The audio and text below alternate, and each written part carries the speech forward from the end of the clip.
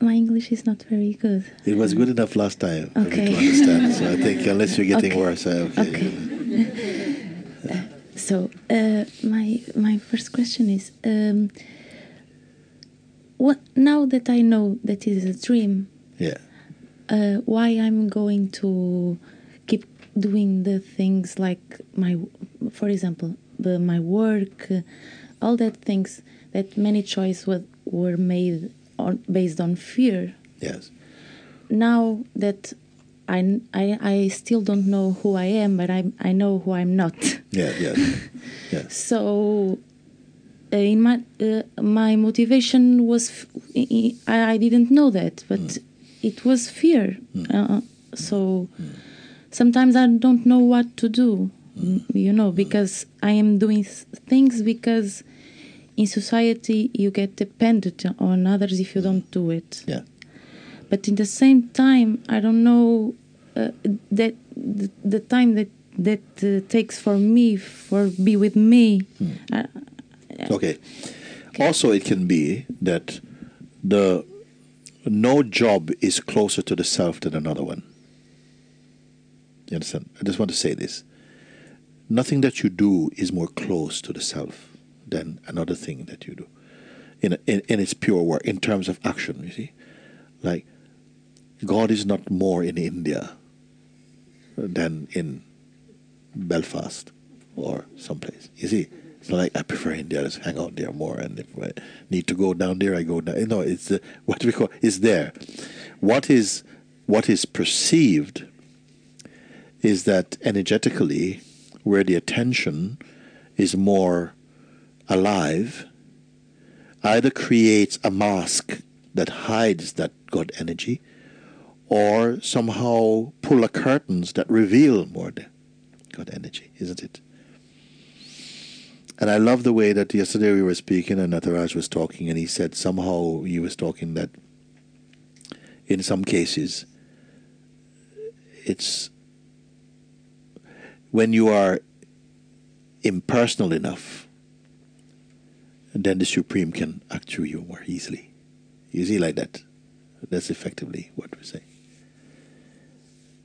Now you say, but fear actually has been a motivation and been driving my life a lot. But actually fear is a tremendous motivator also to search for truth. It is pain also. We very rarely say thank you to pain and thank you to fear. So no,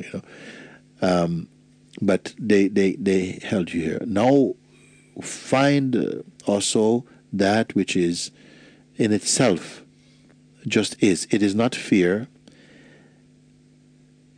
It simply is. Although fear still arises sometime in the mechanism of the kind of the person idea, still some fear still comes up in that. But that now you still kind of have discovered the place where you can observe that. But then there's something that says, yes, I don't want to just observe, I want it to go now.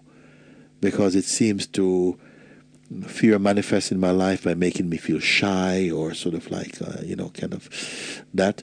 But then you can look, even at that, you can say, but it doesn't really matter in a way from this, for now. Use it while it's there to clear up misunderstandings, to see where your pure space is. And then when you've used it up, it will go. It is also, I rather just to show that there's value in these. A part of ourself doesn't want to have any discomfort. One man in India, he said also to me, and I shared it before, he said, I have this shyness, this very strong shyness, and it stops me from, being with friends and just having a good time. And, I'd like you to help me to get rid of this shyness. I said, I don't want to help you to get rid of shyness. Because maybe if you were not shy, you'd be very arrogant and look at me. I'm not here to do this. I'm here to show you who you are.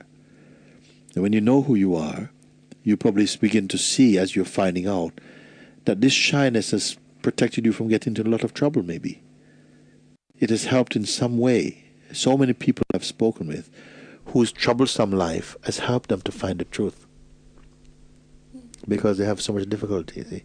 I'm the case that in the moments of pain, I want I want this more than in the moments that I am okay. Yes.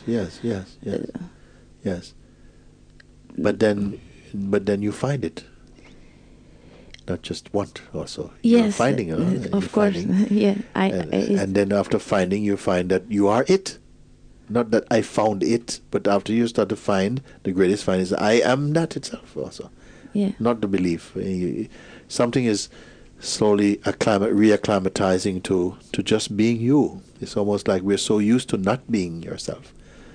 Yeah. You see? Of being just sort of like a version of yourself, an idea, a kind of portrait of ourselves. But as we come to look in an honest way, some things begin to fall away, you see? And then you're coming back to a naked honesty and truth that doesn't need any camouflage, you see? And sometimes fear comes because you say, I've never been so naked before, I feel very vulnerable. You say, okay, let's look at what is vulnerable. Look at what is vulnerable. And you stop and call up vulnerability and say, let's have a look at vulnerability. What is the message in vulnerability? Vulnerability is I won't be able to survive. I don't have any defenses. And do you need it? And yes, because the world is very, very aggressive place. I say, is this true or is it not just your thought? Yeah. You see, and you use these things. And what depth you produce out of yourself, isn't it? What depth you produce when you begin to look and joy also, because there's a joy in uncovering the mystery of finding greater space, but it's greater space. And sometimes when I'm weakest, I'm strongest. Yeah. You see, like this. Yeah, something is happening like that. It's happening in my life. Yes. What happened to me was there was some moments that I could I don't know if this is a good expression, but feel myself. Yes. Is like I can, whatever it takes, pain, it's okay, everything. But I never can bring that for be with other people. I'm too afraid from their judgment. Yes. Of their punishment. Yes. But it could just be that it is not yet appropriate to share with them. That is also a kind of maturing also. That sometimes in our enthusiasm for what you discovered, you want to share with those you love, or those you see, or to bring it more into your life. But maybe also you have to learn that they are not yet at a stage of maturity to be comfortable with what you have discovered. So there is still that, and then a part of the mind is saying, but why should I have to now, kind of hold back? I'm not free to express myself. I said, but don't be selfish. The part of all of this is not just to speak the truth, but that it is communicated in a way that it can be received also. Yeah. So you have to pay more attention to them, and the more to pay more attention, you have to love them more, and that love inside you encompasses that. Because when you love, you take time, and you have a sensitivity to how you share things. You see, so all of this is growing together. It is maturing together, thickening together somehow. Because you'll find that when you're in the right company, then it flows from you like water. And there's no jarring, there's no trying to convince anybody. There's just the joy of sharing. And energy comes into your being also, because, you're not defending. Yeah. You're simply sharing. And you may find that even you don't need to speak even. Yeah. If the beingness doesn't dictate speech, it can sometimes just, you intend to, but when you're there, nothing will come. And you have to educate. Many years ago, if I can just tell you this short account, what happened, I had a friend I had not seen her for many, many years. And we used to train together and all of this. And over these years, my life changed. I hadn't seen her from, we were together doing some martial arts and these things together. We were very good friends. She's a journalist, but then she went away to the United States, and then over this time, my life changed. What I've just told you at the beginning of our talk today, that took place, and everything is moving, because another thing in your own spiritual unfolding is that things begin to happen very fast. That the time it would have taken you, it may have taken you 10 years to mature to a certain level. But here you will reach that level in 2 months. Because the spirit moves and it burns things. Where you're trying to rub them down, it burns the whole house. And you have to be somehow rich in your heart enough to say, yeah, I'm up for that. But this thing happened, and my life changed so much. And many years later, this was the time when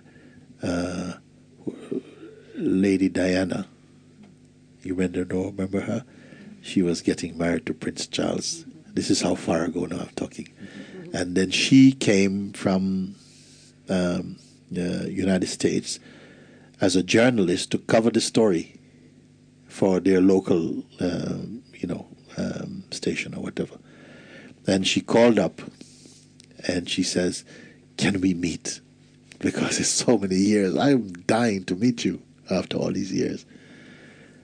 I said, "But yes," but I was a little bit reluctant because I know that you're a journalist, Mm-hmm. So we arranged to meet in the center of London, in Covent Gardens.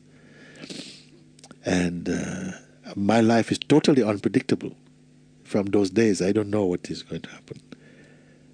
I'm just there is just the beingness. And then I'm walking down this road, and I'm just walking, and I feel nothing at all, no excitement, nothing. It's like a solid emptiness is inside me. Like a solid emptiness. I cannot fake anything, nothing. I felt nothing about anything. But it's a great beauty.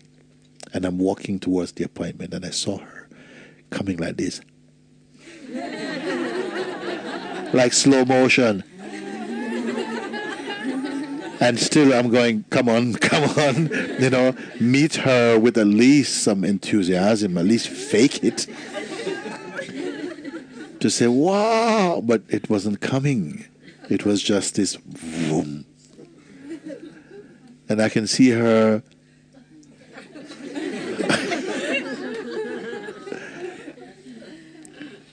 Are you ready for that? She came and she kind of hugged and, "Are you okay?" I said, "I am." "But are you really okay?" "I am." "It's been so many years, look at you." And I said, yes. "You sure you're okay?" Because I wasn't kind of, whoa, popcorns and fireworks. It wasn't there, not what you expect. And I could not fake it. We had a most profound meeting like that.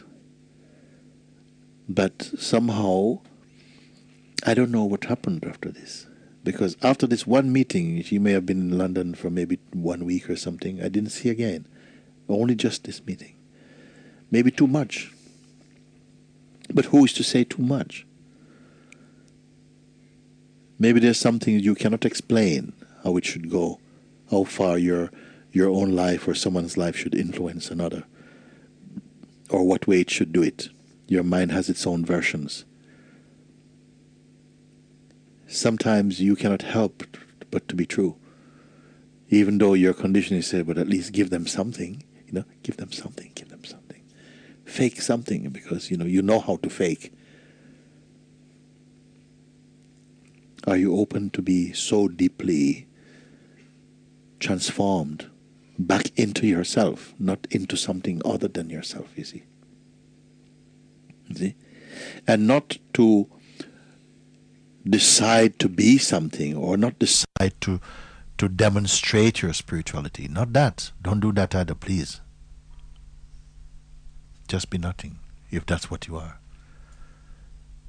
Don't say, "Look, I am nothing." But just be nothing. And you meet like this, and somehow, in most times, something, that beingness, that beingness, it knows how to serve itself. You who are who, the beingness plus still the remnants of conditioning, still has our little struggle in merging fully into that. So something meets and merges into the truth. But there are some aspects that still takes time to stabilize gradually. You see? And you may always find that as long as you have the body, the vital breath is there, the consciousness is there, there is a little tension that will come. Don't be afraid of this tension. This tension is life also. But you will not be overwhelmed by it. It keeps maybe a kind of vigilance, a soft vigilance within you, so that you don't kind of, I don't know, I don't want to talk about that, but it's there. Don't fight it. Like this. You see? What happened to me is see the society in general, and in a few days I get like in this world to survive here is not possible. Let me tell you, you're talking to the right person right now. Because I was in London when all of this happened to me. I'm in London. And I've been in London with no money also. And with your relationships change also, because some people, they just fall away. Some relationships just fall away. Some you love the people, but you can't cope with their company because, you know, they just talk nonsense things, fish and chips. And you cannot just sort of like put it on top of them, anything like this. And you are learning also to be in that. But I will tell you, don't hold this idea that is a place you cannot be. Okay? Because that is only according to your mind. And we must defeat that. Because when these changes took place for me, and there were tremendous change. Tremendous. My daughter is here, she can vouch for that. Tremendous changes took place in my life. And, you know, I didn't run off to India, live in the Himalayas and stuff like that, and I can live out my trip. It was right in the place where I was a teacher in my town. And students, I was thinking, oh my God, my students are going to come and ask me, what are you doing sitting on the street and stuff like this. And your mind goes through some few things like that, you see. But something carries you through everything, mysteriously. And that's a beautiful thing to discover. Don't run away, don't apologize about it. You see? Because many times people come and they have a lot of projections about you. You start to realize how much projections people have.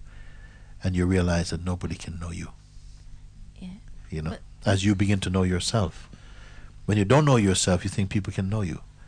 Yeah. Some people. But when you know yourself, you know no one can know you. You cannot come to the end of what you are. But for example, what I feel sometimes is like I don't have an opinion, or I don't have. It's okay, you know. When I feel from my point of view that they in general, the enemies in general, they want an opinion from me. I don't know. Yes. You know, like we can feel like that. The Philistines are upon you, okay? But somehow it is also in your mind also. You must be comfortable with yourself. Because you can also, I'm now very comfortable to say, I don't know anything about that. Yeah, for example. Because the fact is that they don't know also anything about it. And then when you say you don't know, oh my God, actually that made me feel free, because actually I don't know also, you know. You see? But if you jump back and you think, oh no, I don't have any opinion, which is true, you know, that somehow I'm going to look stupid in front of them, or they're going to think I'm stupid. In a way, you are creating a bit of the environment to attract this type of notion from people. Don't apologize for what you have discovered. Don't live in any apology for what you're discovering. but rather trust in the light of that. This is where those who trust and have a feeling for God, the God self inside, feel that they are guided from that deeper source and is protected by that source. And the others say, but that's a duality. I said, actually it is not, in fact. And there is harmful duality and positive duality. Harmful duality is to think that I am this body and there's everything else is other. But to say that there is duality is wrong or something is to deny experience. How can it be experience without duality? You see, so a lot of people have these kind of purist concepts, and they say, oh, these people are attached to duality. I said, but you're attached to non-duality, which is also a kind of concept as well too. So just forget about that. But you have somehow a sense that you trust, and there's a place for this trust because it bears fruit, in the sense that you don't give in to these thoughts like, the enemy. You have no enemy. Let enemies have you, but you don't have no enemy. And you move about like that. And don't think people are... Because they need you, actually, in some way. They need your honesty. They need your light. Don't hide your light. Don't try and show it, but don't hide it in the sense that, if you don't have an opinion about something. And you can also find it in life as you mature more. You can ask, you may ask somebody, how did you come by that conviction? And they're not used to being asked questions like that. And see if they can... That's a truth. That's a truthful encounter. Rather than just agreeing or seem to agree with a consensus of opinions, you can sometimes present things, how can you be sure about this thing? And you find that they don't know. Mostly we are speaking about things we don't know at all. Just second-hand concepts. And just the one who can act it out more gets the highest vote or something. That is it. So don't feel badly that you don't. In fact, there are people who don't speak at all. But don't be one of them. Meaning, in fact, not that there are people who make a vow not to speak. I would not encourage this. Because I see some of these people, they make a vow not to speak, but they're writing messages on paper. I think they're still speaking, actually. That's cheating. Mm-hmm. Okay? But I'm talking about the one who speaks words, but is not the speaker of them at the same time. This is different. Yeah. Speaking, but not speaking. Laughing, but not laughing. Crying, but not crying. Something knows both this. It knows these words inside. Because you are not caught in the bubble of any concept. Something is beyond that. And yet at the same time, you are comfortable in the realm of duality and expression. Okay. Thank you. Thank you. Very good.